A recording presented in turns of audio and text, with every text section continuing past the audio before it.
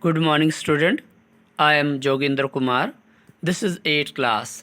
Here we will discuss chapter number 20, the Indian Constitution and its legal framework. We have to start our chapter from the newsmaker. The entire Constitution of India was handwritten by Prem Bihari Narayan Raizada in calligraphy. He took over 6 months to complete this entire task. These are the important personalities here who were the member of Constituent Assembly. These were 7. You can see aside. First, Alladi Krishna Swami Iyer. Second, N. Gopala Swami. Third, Dr. B. R. Ambedkar. K. M. Munshi, Muhammad Sadullah, B. L. Mittar, and D. P. Khetan. Dr. B. R. Ambedkar was the chairperson of the drafting committee. These personality also played an important role in the making of Constitution in the Constituent Assembly. Now, the Indian Constitution. The Constitution of India was enacted on 26 November 1949 and came into effect on 26 January 1950. Some of the other personalities we have seen 3 about them first, and some were also like Sarojini Naidu, Rajendra Prasad, and Dr. S. Radhakrishnan, who played an important role. The Indian Constitution is the longest written constitution in the world. According to its preamble, the Union of India is a sovereign, socialist, secular, democratic republic. These are the features of Indian Constitution also. Now, the signification of a constitution. The constitution of a country provides an idea of intrinsic nature of its society.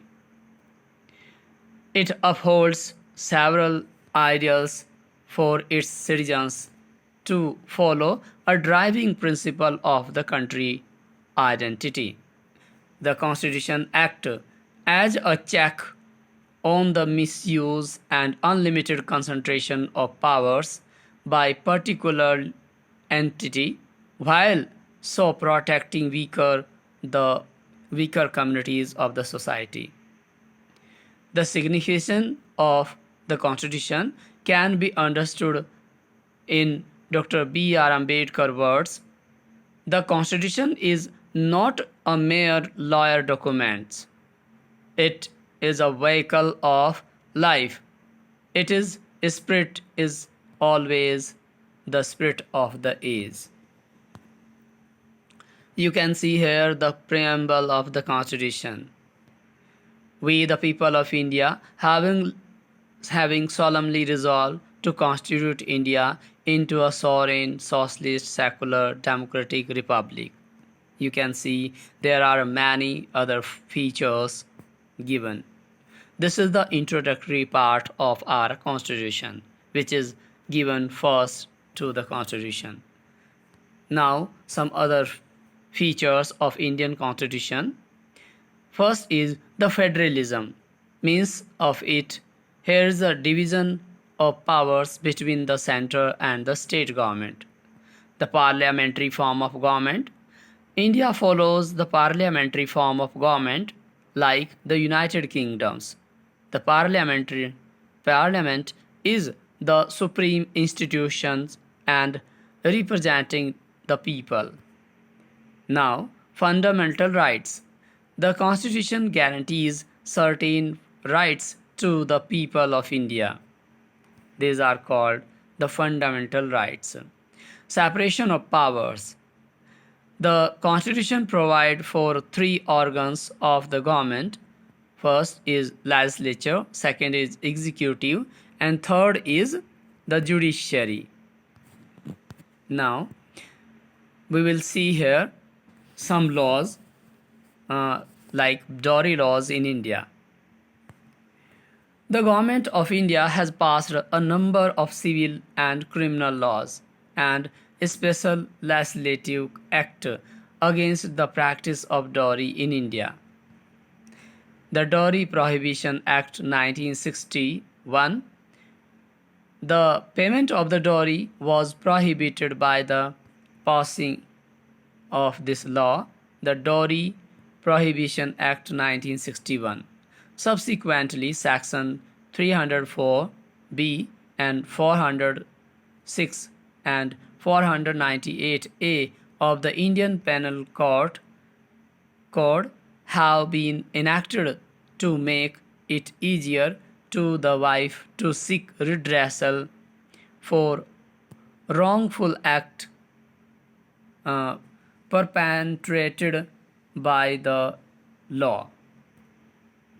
Now, second law was Protection of Women from Domestic Violence Act 2005. According to a civil remedy was enforced in 2005 to protect the woman against any harassment, including those inflicted by her husband or in-laws for dowry. Law and dissent. We will see here how law and dissent play an important role in democracy. We often hear about the people taking out processions, rallies, or sitting on a longer strike against the oppressive and unjust laws. Such an expression of disagreement or opposition is termed as dissent. Dissent has an important role in democracy as it expresses the people's freedom to oppose a law that violates their interest. A brief discussion on the salt satyagraha led by Mahatma Gandhi during the colonial period and anti-liquor campaign launched in 1991 in Andhra Pradesh will give you a better understanding of what makes dissent so important. Now we will see the salt satyagraha. According to the salt satyagraha or salt law imposed by the British government in 1882, the collection or the production of salt by anyone without any permission of the colonial authorities was declared unlawful. Besides, a tax was also imposed on the salt, which affected the common people. It affected the poor the most as they could not use salt anymore, which was considered a staple in the Indian diet. So, during the salt satyagraha, Mahatma Gandhi initiated the civil disobedience movement in 1929 and 30 by launching a symbolic campaign against the salt law. On 12 March 1930, he marched with 80 of his followers from Sabarmati Ashram to the coastal village of Dandi in Gujarat. On his 241 miles long march, he addressed the large crowd of the people. Where he reached Dandi and they opposed the law. Gandhi picked up a small lump of natural salt from the coast along the Arabian Sea and defied salt law on 6 April 1930. This was a way through which he showed his dissent to the oppressive government. You can see this is the picture of Gandhiji during the salt satyagraha. Thank you for watching this video.